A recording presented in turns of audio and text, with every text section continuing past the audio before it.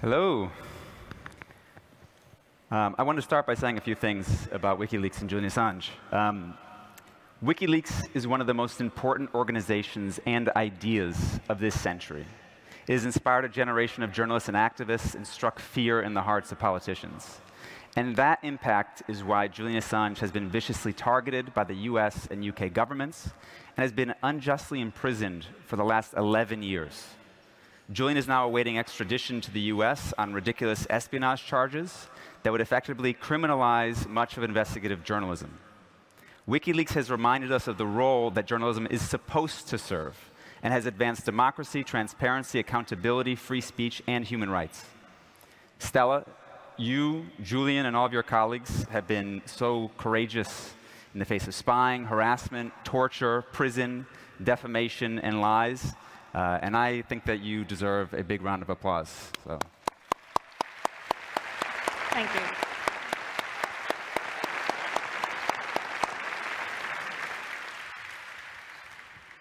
And you just got here in Portugal. Where were you? Why are you just showing up at Web Summit right now? Yeah, so I just flew in, came from the airport. I did a quick Q&A, and now I'm here joining all you lovely people because I came from Oslo, -7 degrees, by the way, which was very complicated to pack for coming here right after. I was there because Julian received the Ossietzky Prize, which was given by PEN International, their Norway division, and this is an organization that defends writers at risk, writers imprisoned, and Julian received the prize because he is, of course, a writer in prison, who has been in prison for the last 4.5 years in the harshest prison of the United Kingdom. And this was an important, very important recognition of his status as a political prisoner. Well. Great. Well deserved. So I wanted to ask you, in your own words, why is Julian Assange really in prison, and how is he doing? Well, I was listening to the intro, and there's been a lot of talk about the ethics around publishing and so on.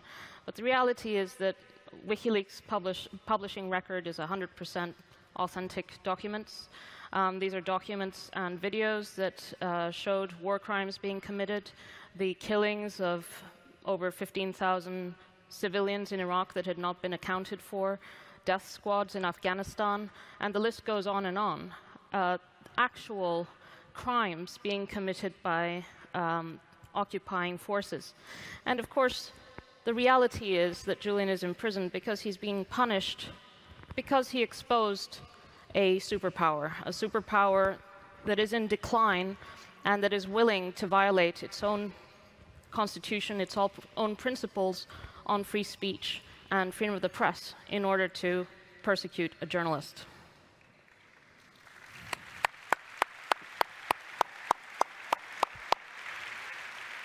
So what are the stakes here? I mean, what will it mean for society if he is not released and if he is convicted and imprisoned for the rest of his life? And what can be done? What are the possibilities to get him free?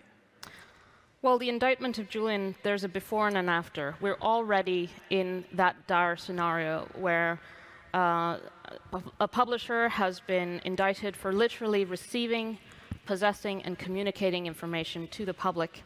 And of course, he received that information from Chelsea Manning, who has been speaking at the Web Summit, a heroic whistleblower who saw these war crimes and indiscriminate killings and blew the whistle and was imprisoned for it. And but when they took this indictment against Julian, they really crossed a line that hadn't been crossed before. They used the US Espionage Act to indict a publisher. And of course, he's not actually accused of espionage per se.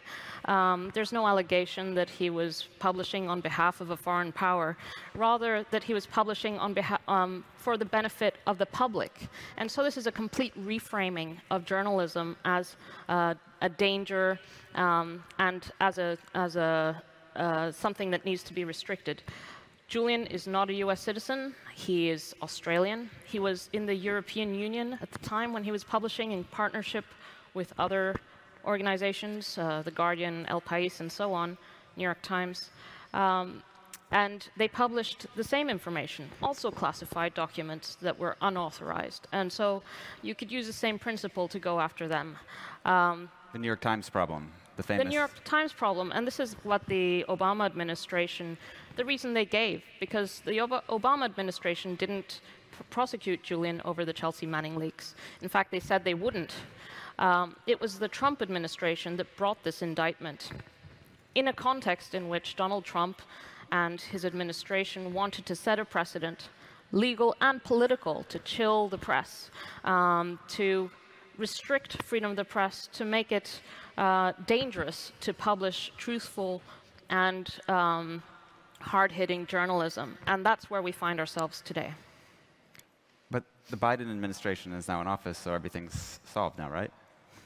Right. So the Biden administration has continued Donald Trump's most dangerous and enduring legacy to bring a prosecution against a journalist for having published truthful information. And the Washington Post, New York Times, every major free speech organization, human rights organization, Amnesty International, and so on, they all say that this case is the greatest threat to press freedom globally, that he has to be released, and that this is a political persecution that basically criminalizes the public's right to know the truth. So before we came on stage, we were talking, and you told me that you never really wanted to be the person sitting on the stage or in the spotlight, and that, but you were also born into an activist family and background.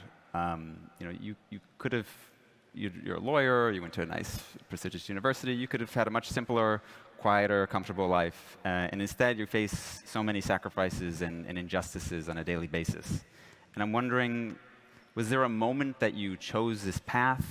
You know, why are you here now, and what keeps you going despite all the intense pressure that you're under? Well, my background is I was born in South Africa, but my parents were working in the development field in Botswana and Lesotho, and they were involved in the anti-apartheid struggle. And I grew up, you know, with people who were politically active, fighting injustice, writers, intellectuals, painters, and so on. And that was really part of my upbringing, and also dramatically,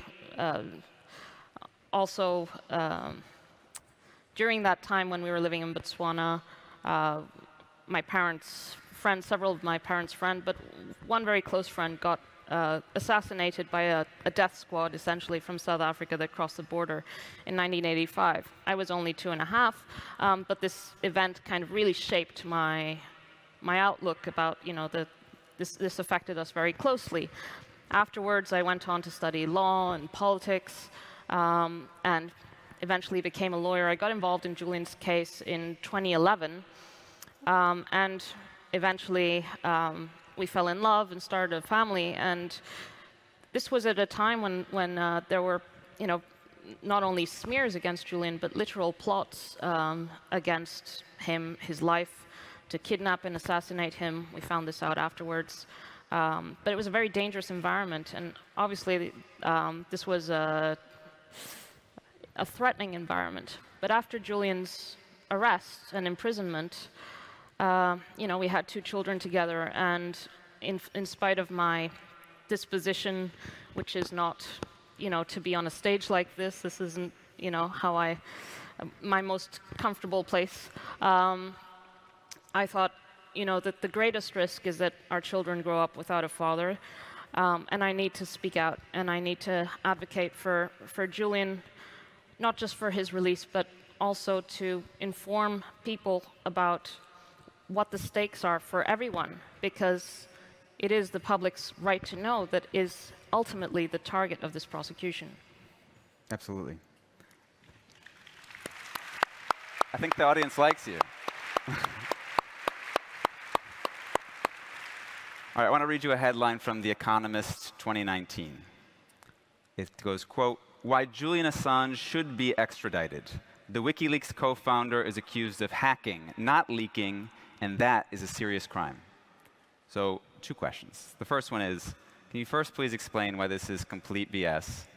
And the second one is, what have you learned about the role of the mainstream press? I mean, clearly The Economist has something to lose if Julian loses.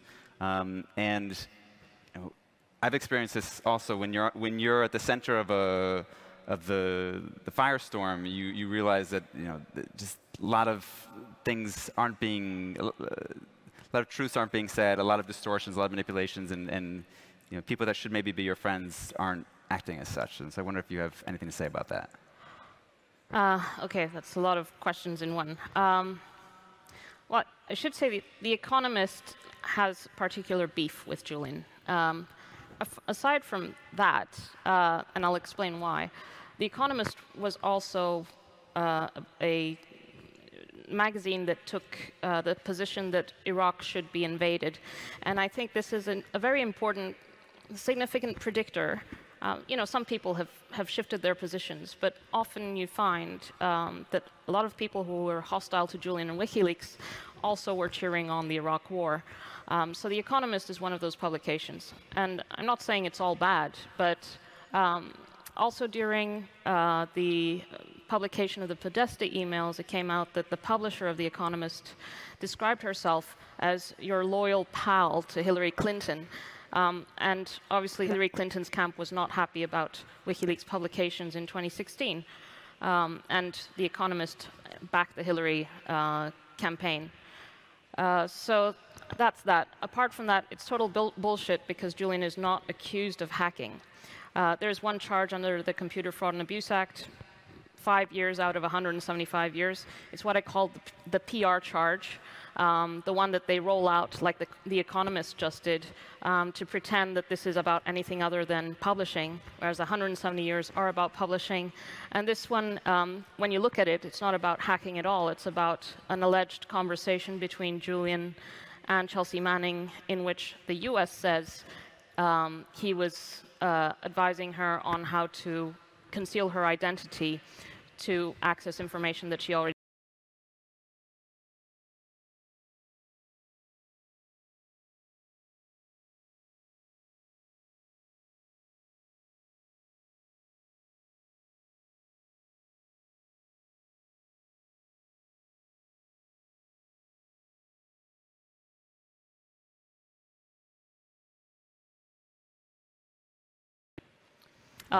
and the press?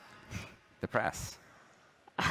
Look, the Economist's position is not representative, and I could say a lot about the press. But the fact is that the Washington Post and the New York Times and the Guardian and so on have actually come round to say that the case should be dropped. In fact, they said they never thought he should be prosecuted over the publications, but they have come out in editorials and so on to say that this case is an attack on press freedom globally, that it should be dropped, that he should be released, and so on. There's an absolute consensus, except for maybe The Economist. But that's like from 2019, so maybe they've changed their minds. The press has behaved very badly.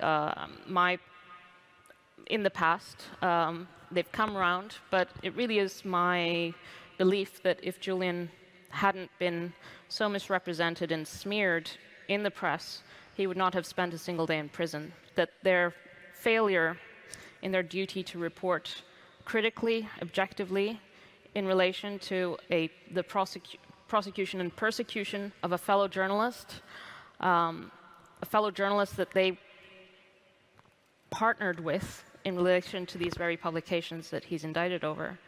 That is a terrible misconduct, basically, a miscarriage of the journalistic profession. And Julian's imprisonment is a result of a concerted effort to try to undermine his political support, distort his views, distort his positions. Lots of false stories were published, including in some of these very papers. I think it's important to point out that it doesn't matter what you think about Julian Assange. Clearly, you like him, but not everybody here has to. It's because this prosecution is not about his political positions or choices that he's made of who he likes or doesn't like politically. It's about these much bigger issues that have these huge knock-on effects, and it's global, right? I mean, if he's allowed to be prosecuted in this way in the United States, it's a signal to the rest of the world that this is a behavior that's okay and that should happen in countries like Brazil or in Mexico or anywhere. Well, if you think about it, I mean, as I said, Julian's Australian, he was in Europe. The US is using its laws extraterritorially to restrict speech in Europe, to restrict speech of a foreign national. And what is to prevent any other country from using the same principle? Well, maybe Burkina Faso has certain secrecy laws that they want to apply in Portugal to a Portuguese or an Italian journalist. It's the same principle. This is the same case. And of course, it's completely mad. Yeah, a reporter from the Intercept Brasil we just published yesterday. She was sentenced to a year in prison for publishing something that a judge didn't like. And so I think it's clearly there's a connection, and this is a global tendency that's important to point out.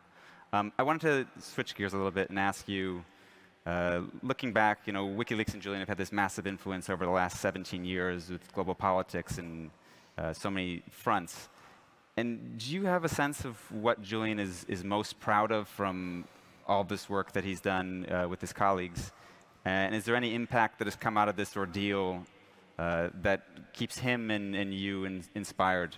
Well, I resist speaking for him, but I do know that he is especially proud of having contributed to the win at the European Court of Human Rights of Khalid al-Masri. Now, this is a German citizen who was abducted, renditioned by the CIA. He was taken by a plane. He was tortured in a secret prison in Iraq. And when they realized that they had the wrong Khalid al-Masri, it was a case of mistaken identity, they dumped him in Macedonia a few months later, after having been tortured and so on. Anyway, he tried to sue the United States in the United States, but then it was deemed that this concerned national security, and so he didn't have standing. And then he went to the European Court of Human Rights, and he used WikiLeaks documents in order to win his case before the European Court of Human Rights. So this is, a real-world effect of the good that WikiLeaks has done to be able to demonstrate the use of torture, the complicity of European states in many cases, and also the way the US Embassy was pressuring, for example, the German government into refraining from seeking the extradition of the people who were involved in his torture and abduction. So we've seen interference in judicial processes of European countries into the sovereignty of European countries recorded and documented in these publications. And so it's of incredible importance to our own preservation of the integrity of our own democracies. Sure. We're running a little short, but I want to ask you a big question that I think you want to talk about. You and Julian both signed the Westminster Declaration, which is a treatise about the limitations of free speech that's being done under the guise of preventing disinformation and misinformation. People from all over the political spectrum signed this. And obviously, there's the government element that we've already discussed. But what is big tech doing to limit freedom of speech and our ability to publish journalism? And what needs to be done to turn it around? Well, the problem is, basically there's a revolving door between tech and government and intelligence agencies that are restricting our ability to perceive reality and the discussion that we're able to have openly. There is no public space. There's a space that is controlled by actors that we cannot see and by restrictions that that have no oversight. So it's a really big problem, and there needs to be a good, a strong counter push. But I think the most important thing is that Julian is a technologist, he's an innovator, and he stands on the side of free speech and openness, and he's imprisoned. And the only hope that we have in order to have an open, free society, the odds are stacked against us unless we can push back, and freeing Julian is essential in that fight. So I ask you all to support Julian's freedom, because he's an innovator, a technologist, a journalist, a thinker, a writer, a public intellectual, and we need him free and able to speak.